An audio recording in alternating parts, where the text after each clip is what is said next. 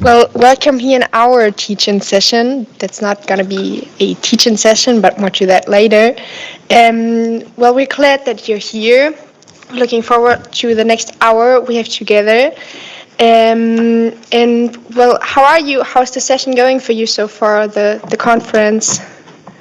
You good? Perfect. That's the motivation we need here. Well, my name is Sarah. I will be moderating this session together with my colleagues and friends Fritjof, Simon, Shidema, and Arish. We're part of the Youth Advisory Council of the German Ministry for Development Cooperation. If we have a look around at the conference over there at the main hall, we see that most delegations consist of people that are, well, twice as old as we are, or maybe even more. But we also know that the decisions that are made here today, or are not made maybe, will mostly affect our generation. So this is why we want to discuss with you how we can actively engage in those policy-making processes, because they will concern our generation. And we're looking forward to also hear from your ideas. This is not going to be a teaching session in the sense that we will stand or sit here and tell you how it's going to be done.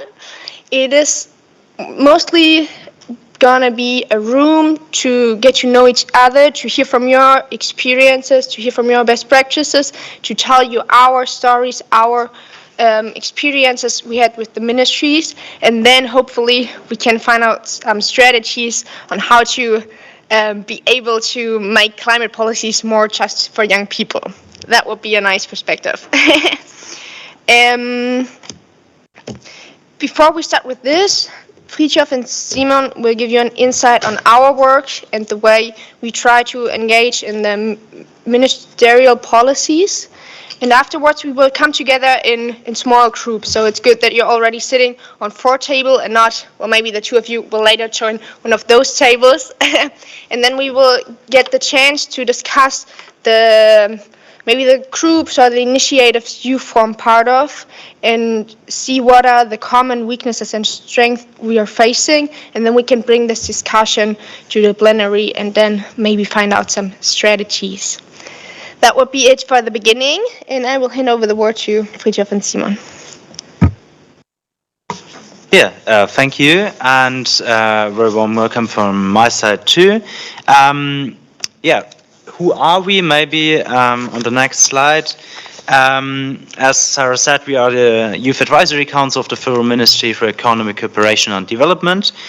Our council was founded in year 2021, but there was a longer consultation process before, and at the end they decided to create this council.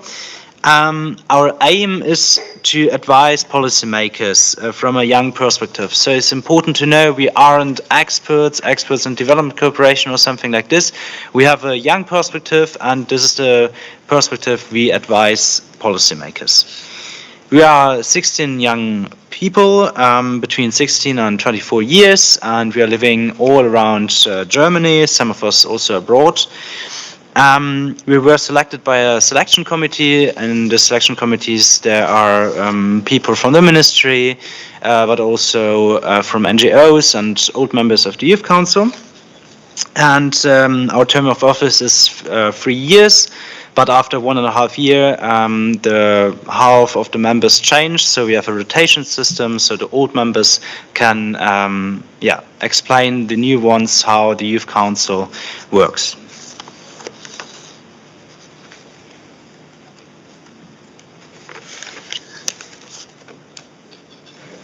Hello? Okay. Oh yeah, way better. Okay. So the BMZ, the Development Ministry, is decades old and never had a Youth Advisory Council. So the question is asked why it needs one now. Well, there are 2 main issues with development cooperation right now regarding the youth. On the one hand, the population, the average age in the population in developing countries is in general younger than the average age in developed countries.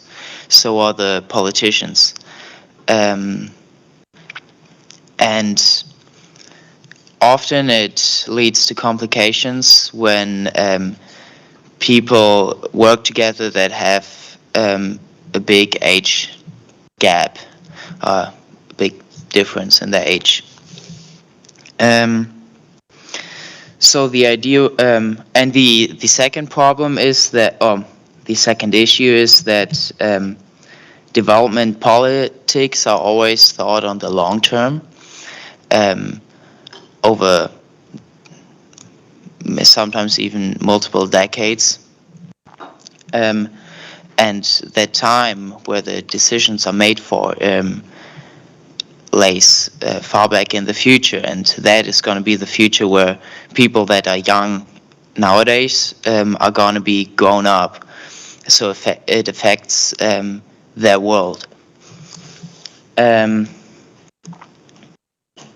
As a result of that, and also because the United Nations found out or had the Charter for Children's Rights, which says that all children have the right to participate in all things that affects them, and development cooperation is one of these things. So as a reaction of those situations, the BMC decided to found this youth council with the hope to make development politics better.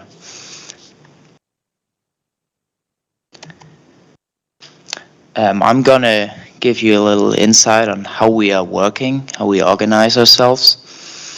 There are 5 big points we're going to talk about here. The first thing is how we are involved in different divisions. One of those divisions is, for example, the work of the BMC in climate-orientated issues. Then we have regular meetings with the minister and her state secretaries. Then we have an exchange with other political actors, also to form our own opinion about things. Then we have the option to self-initiative, and then we have every 2 years a conference, a little bit similar to that, but way smaller, called International Youth Forum. Okay, to get involved in different areas in development cooperation, we founded different working groups. Those are the ones. We have one working group about the African continent, then about the thematic of education, the Agenda 2030, then feminist development politics, human rights, and finally climate. And we all are in the climate working group.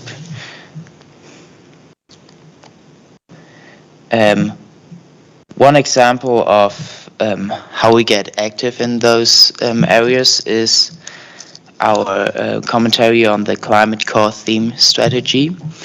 There was a strategy made by the ministry to plan their involvement in climate politics. And to comment on that, we first exchanged with some experts, for example, about climate financing. And then we wrote a comment for that, which we sent to the different departments in the ministry that are responsible for this strategy. But we don't always comment in a very classical, formal form like it's common in a ministry. But we have like sometimes we comment via PowerPoint presentations or videos.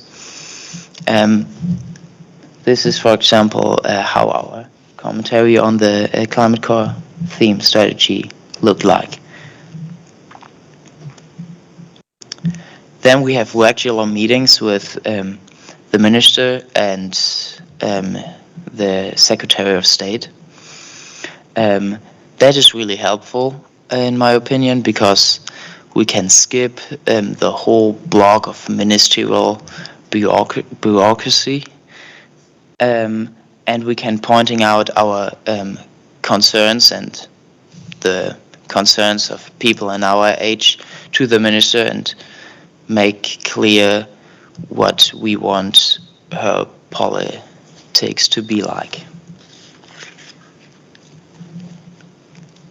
Yeah, but we aren't only exchanging us with the ministry and the minister. We exchange also with other political actors.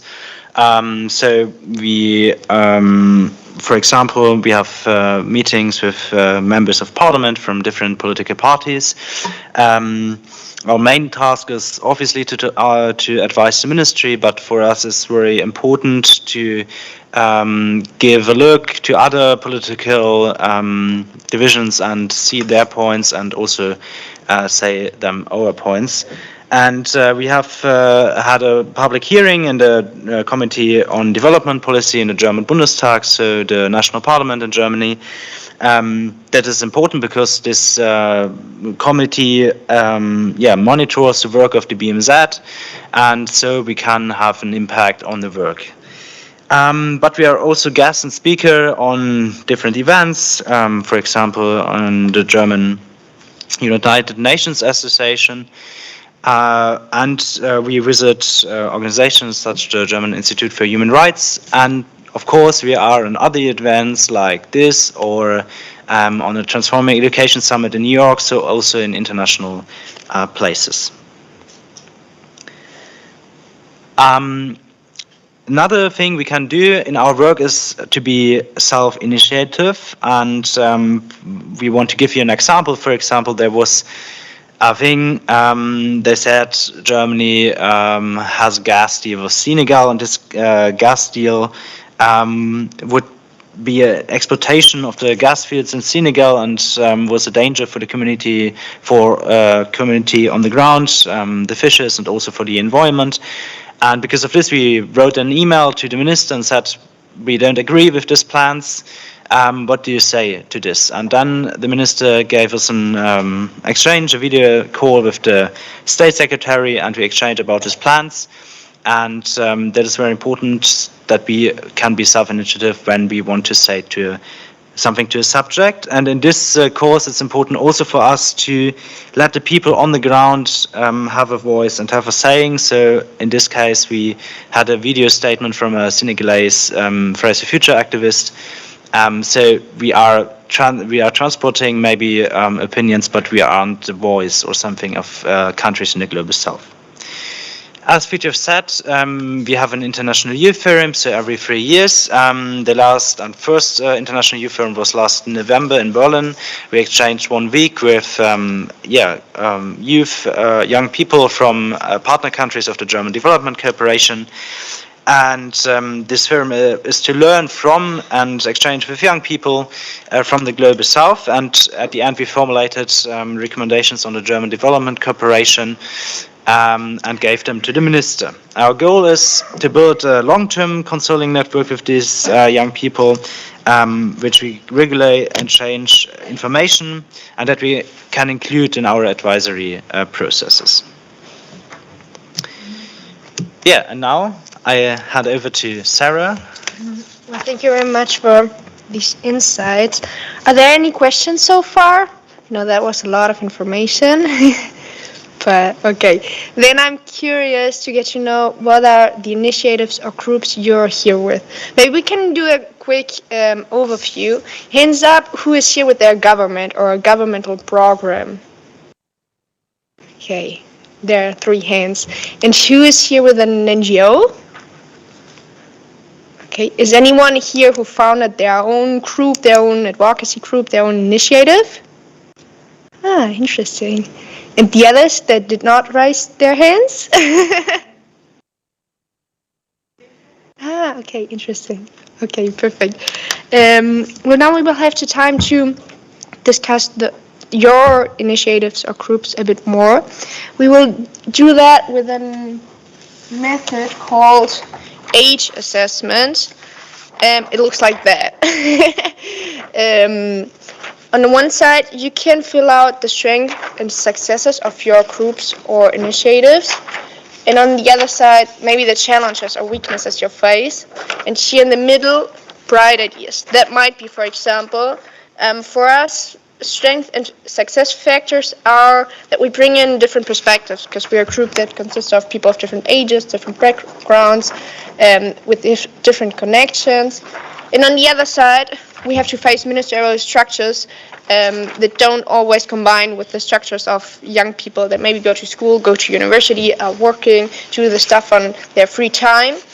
And then maybe a strategy to combine such things would be that, well, we can make use of the good connection we have, for example, with the minister to overcome those bureaucratic structures in the ministry.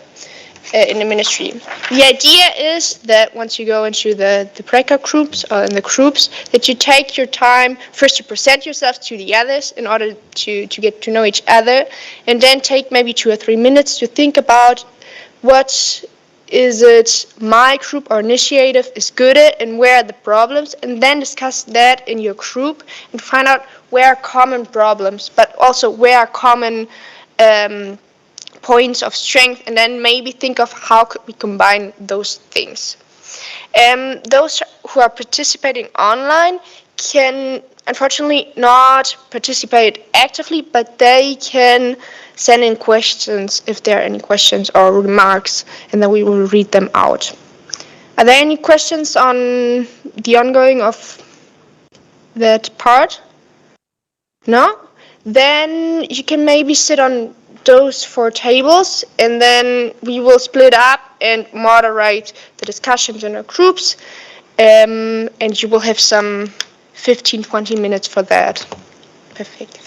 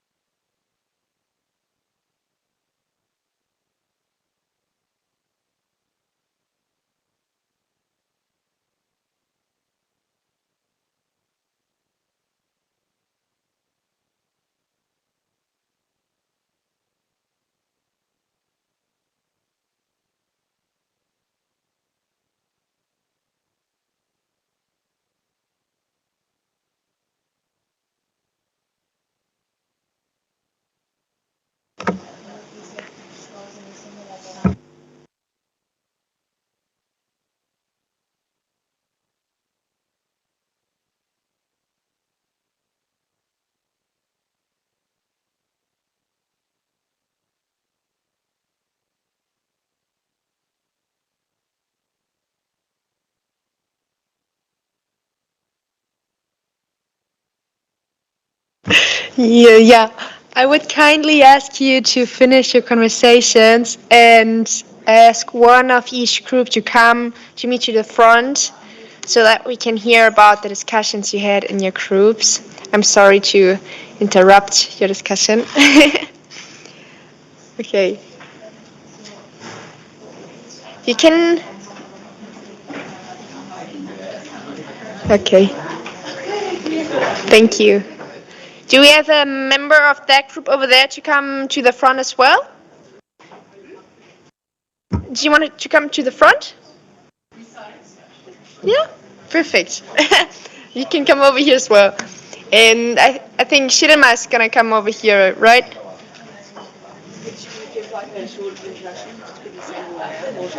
If you want to, sure. Okay. Should I just sit here? Yeah. Okay. Hey. Hello. So, um, in the last 10 minutes that we got, we will hear from the groups. We will do this in a fishbowl principle. So after they finish presenting their points, they can either stay and keep discussing with us what are important points about effective youth participation, or they can go back to their seat and give space to someone else. So if you think you have I'm sure you have important things to say, but if you want to share them, you can just come in front and have the discussion with us. Okay, perfect. Do you want to start? Yes, thank you. My name is Leah. I'm a youth rep at the conference for a youth NGO called Change for Planet, but also the co-lead of an initiative called Youth for Ecocide Law. So if anyone's interested in that, do talk to me afterwards. But I have a wonderful opportunity to just present some of the discussions that we had at the table over there. I'm going to start with some of the strength and success factors, then quickly go to challenges, and then that leads us to sort of some ideas that we had. So starting with the strength and success factors, I think we can all agree that there's a lot of growing opportunities for youth spaces. There's more and more youth initiatives, and actually also like all the generations that ask for more youth perspectives to be included. There's this two-way learning process of intergenerational like education from both sides, and an opportunity to sort of overcome some of the systemic structural problems that we have, because there's new ideas on how we can create systemic change that goes beyond the status quo. Of course, though, there are also a lot of challenges and weaknesses, because there's still, at the moment, a lack of youth inclusion, and especially in the sense that there's maybe more youth spaces, but not necessarily like intergenerational spaces where youth perspectives, so that move beyond sort of tokenistic youth inclusion. And then there's also sort of very much ingrained ways of doing things. And a big challenge, of course, is that it's all of that is done in sort of free time. So it's all voluntary. There's a lack of funding and funding support for youth. And also limited sort of an effective youth participation. So maybe sometimes there's youth voices, but there's a challenge of sort of making sure that it's not just presented and heard and put in a box and stored away, but actually included in real life outcomes. So as well as a language barrier, which we talked about, especially coming from countries in the global south and in different regions around the world, that the languages and the acronyms that are behind the whole climate negotiation process and around climate education are not accessible. And that is obviously a lack of, that then limits more youth inclusion and more youth engagement as well. So some ideas that we came up with, I'm sure there's lots more that we'd love to discuss, are sort of creating more intergenerational spaces. So making sure that youth actually have a voice and a dialogue for generations to talk about, sort of almost to teach each other and to recognize that there's value in both ways, that youth have a lot to teach, have a lot to teach, but also that there's a two-way learning process. And then another one that we briefly talked about as having a sort of more policy and law that actually ensures that youth are included in decision making and that real power is given to youth. Thank you very much, Leah. What about your group? Did you identify similar challenges and points of strength? Hello? Can you guys hear me? Cool. Yeah, definitely. I think a lot of what you shared is very similar to kind of what our group was able to identify, especially when it comes to the meaningful youth engagement aspect. Sometimes it stops at inclusion, where groups will be made for the sake of saying that they can advise on something, and then they're not given anything to advise on. I think that is a strength of youth groups in some ways, because young people have the initiative to be able to say, if we're not getting work, we'll create our own work. We're going to do an amazing awareness campaign. We're going to connect other youth who may not have the opportunity to advise, Like, we will make something out of nothing, which I think is beautiful. But at the same time, it can be tokenistic. It's not funded. It's all volunteer. And being able to understand what are the ways in which meaningful youth engagement can be mirrored can be difficult to understand by example as well. And there is a lot of discrimination based on youth competency and being able to engage effectively. However, there are good examples. That's in one of our strengths and success factors. There are examples internationally of what meaningful youth engagement looks like. And so whether it's the means of providing strategy or communications plans to youth councils to provide comment for consideration, or including young people in your negotiation teams at events like this by providing capacity building sessions to make sure that they can be competent in understanding the texts that are being discussed at these meetings. Those become critical ways to support meaningful youth engagement. I think one of the issues with this intergenerational communication and engagement as well is the direct line of communication between these organizations and young people. One thing that we acknowledged was even in strategies that are meant to connect projects with young people potentially in other continents, the means of going through other corporations and governments can be a barrier to actually connecting with the youth-led groups that are on the ground themselves directly. So instead of going through process X to get to Y to get to Z, you can try and figure out a way to get to group Z or Gen Z, directly. Yeah, I hope my group likes that. Shout out to the front middle table. Well, thank you. That were a lot of bright ideas. Do you want to share your aspects as well? Yes, so similar to what you all both said, when our group discussed a few ideas, very similar to what you all said. So a few strengths and success factors we thought with our own organizations is like many individuals are very interested, many youth across the world. Now, for example, my organization, we had put an application out for a group for volunteers to come and join us, have a global team, and within I think of a week we had around 25 volunteering. So something which is very successful is that youth are ever ready to come and create a change. So that is something. And then there's a diverse group too, so you would get from all continents of the world, from Africa, from Asia Pacific, from North America, Latin America. You would have a diverse option of people. And then they would bring together their ideas and inputs. It wouldn't be just an awkward scenario of people just coming in and just staring at the screen. They would actually put in their ideas and their inputs to how they could change it in their homeland.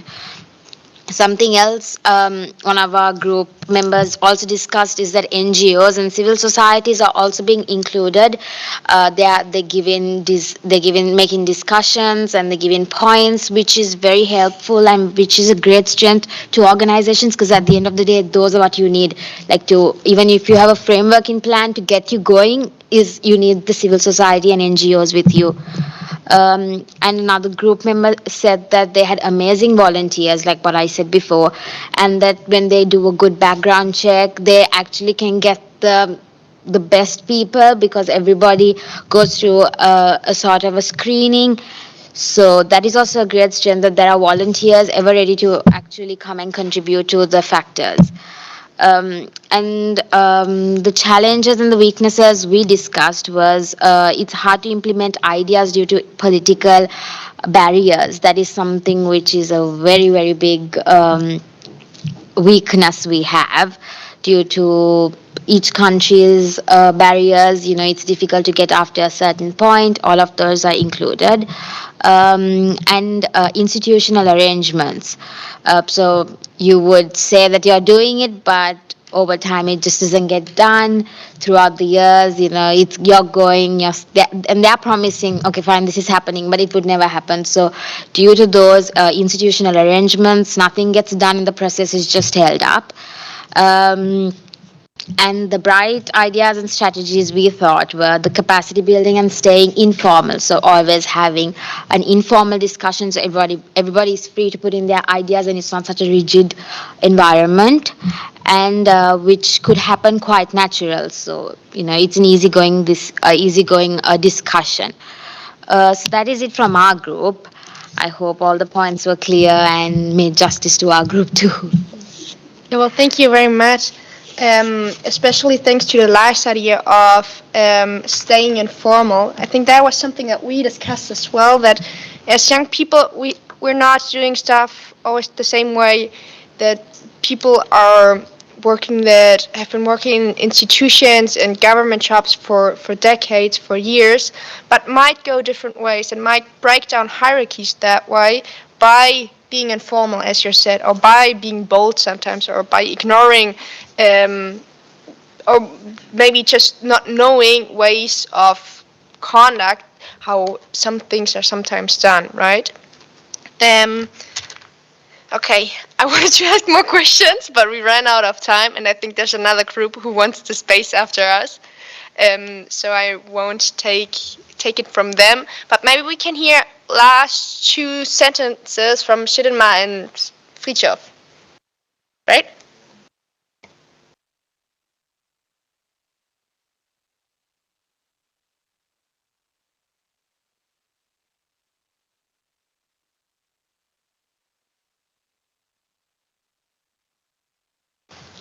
Yeah.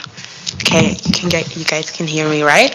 Okay, so thank you very much for participating. It was really interesting to listen to different perspectives, and I'm really happy to see that there are many people who, young people who engage themselves into climate politics and who are here to represent themselves, and keep going on, don't give up, and that's it from my perspective. Yeah, thank you very much. I think it helped me out a lot, and I hope it did too for you. It helped me forming new ideas, and I realized that the problems we're facing with our youth council, we're not the only ones that face exactly the same problems, and that there are options for us to work on that. So, yeah. Thank you for your time. Hopefully we'll see each other next year, everyone with a, what's it called, of delegate of our countries, negotiating over there.